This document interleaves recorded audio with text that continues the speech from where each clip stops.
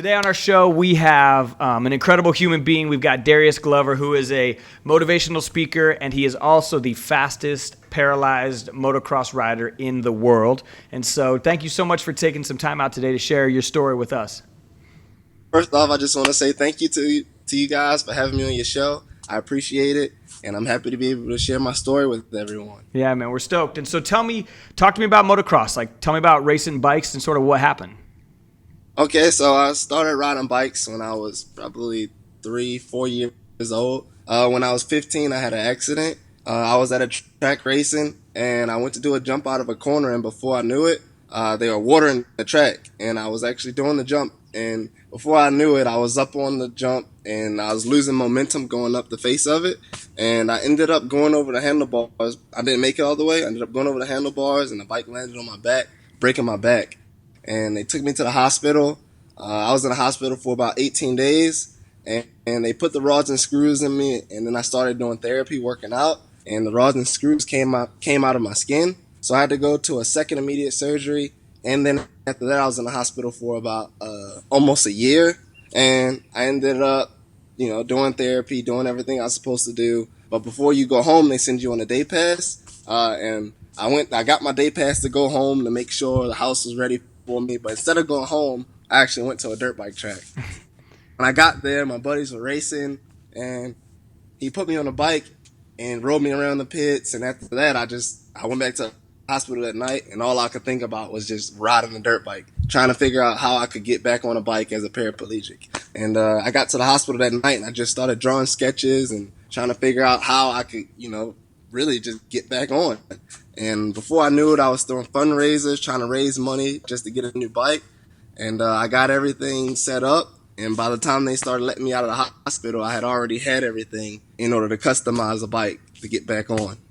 And so now, you got paralyzed riding bikes, but you went straight back to it. Most people would say, all right, the thing that hurt me, the thing that, paralyzed me, I'm going to run from that. But you showed an incredible amount of bravery. And so how did you find the bravery within yourself to get back on the bike? Like, what compelled you to keep going? Well, a lot of people call me a little crazy for getting back on, but I'll take bravery. Yeah, I just feel like, a lot of people, once they get hurt or get injured for something, they just kind of run from it and hide from it, and they just feel like they can't do it anymore. But my whole thing was, just because I got hurt doing it, it was also something that I love doing. So I had to find the strength to get back on, a lot of people asked me before I got back on, like, am I really going to do it? That's the question I got the most. Like, are you really going to get back on a bike? And, in my head, all I could think was, of course I'm going to get back on a bike. That was my first reaction is, yes, of course. So, just having, my faith and my family and everyone supporting me, I mean, it wasn't even a hard choice for me. For me, it was, I'm definitely getting back on. And so now you're the fastest paralyzed motocross rider in the world.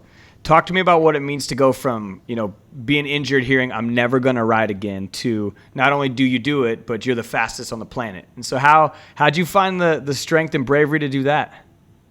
Yeah, well, when I got back into riding, it was other people that were hurt around the same time as me. And, as soon as they, saw me, get my bike back together, even still to this day, a lot of people were like, man, how did you do this? How did you set it up? How did you get back on the bike? So my thing is, I help a lot of other people along the way, but it was actually other people who were trying to get a bike set up at the exact same time as me and come back out. So they have this race called the Extremity Games where everyone is either paralyzed or they're amputee or missing some form of limb, either arm or leg or, whatever it may be. And I went there the first year. It was a lot of other people faster than me, but I went home and I know that I wanted to win. I know that I wanted to be the best. So I just kept training, and, when I go out and ride with people, I ride with everyone who does not have an injury. I'm the only one with an injury usually. So just riding with them, trying to get them to push me and go harder and push the limit. I just kept practicing. And before I knew it, the next year that I went to Extremity Games, I blew everyone out of the water. 2012, I went there, I won, and, it was just a good moment for me. And after I did that, I wanted to be able to go and race all able-bodied racers. So then I started started actually racing against all the able-bodied riders and, winning. And so my goal now is to be the first paraplegic to win a national, regular able-bodied title. So, that's what I've been training for. I also want to be able to go to the Olympics for tennis. So, I mean, to me, it's just being an athlete, being athletic, and continuing to move forward. Don't let life hold you back just because you have some, little thing that you might think is big, but in your mind, you can always overcome it. Just get out there and do it. So that's kind of how. So that shows a lot about, just because someone tells you no, it doesn't mean that that's the end. Sometimes you get cut from a sports team, you try out for the musical and you don't make it. You fail a test, you try to take an AP course and you don't get in. A lot of young people get told no and they act like it's over. Do you think it's important to be told no at certain points in your life so it makes you hungrier to go back and continue to fight for what you care about or fight for what you want? Definitely. For me, I just feel like it's a lesson in everything. So you just have to look at it and see what happened with the situation. Sometimes you have to sit back and analyze the situation and see what happened and try to come into it a different way. With me, I kind of, when people tell me no, I mean, I know everyone doesn't go by this, but when someone tells me no, it just it makes me want to prove them wrong. Like, no, you're not fast enough, or no, even, a singer or an athlete, or it can be across the board, anything. I mean, you're going to get told no, or you're not good enough at least one time in your life. And that should fuel you and make you want to go harder and make you want it so bad that, you have to be able to hone your craft and be good at what you do. So I feel like when someone does tell you no, or go back and do it again, or retry, or whatever it is, it's several forms of no, but you have to learn how to hone your craft and be able to take that no and go back and come back harder when someone tells you that. So I believe that that's very important,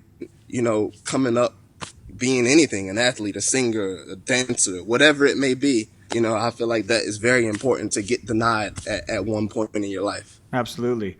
And so for the kids out there, just to hop on a bike, you're already brave. Like, to choose to do that, there's a sense of you that's brave.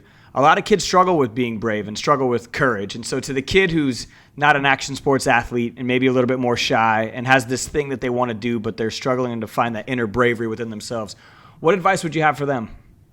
I mean, for them, I would just tell them to keep practicing, go out. And if it's something that you really want to do, make it known that you want to do it. Don't sit back and not say anything because you're scared of what other people may think of you. I mean, other people are always going to have an opinion. And that doesn't make it right just because they have the opinion. So if you want to do something, I mean, even if you're not good at it, go and do it. Try it out. It never hurts to try. So I would encourage them to try and find something that you love and something that you're passionate about and go for it, man. Don't let anything hold you back. I love it, man. Well, Darius, you're inspiration to a lot of people, and I know that you've got big races coming up. You've got a lot of training in front of you, and you're continuing to do incredible things. But thank you so much for your story and for your courage and bravery that you have to hop back on a bike and being an inspiration to not just a paralyzed person, but able-bodied racers and people all over the world. And so thank you for your story and your courage, my friend.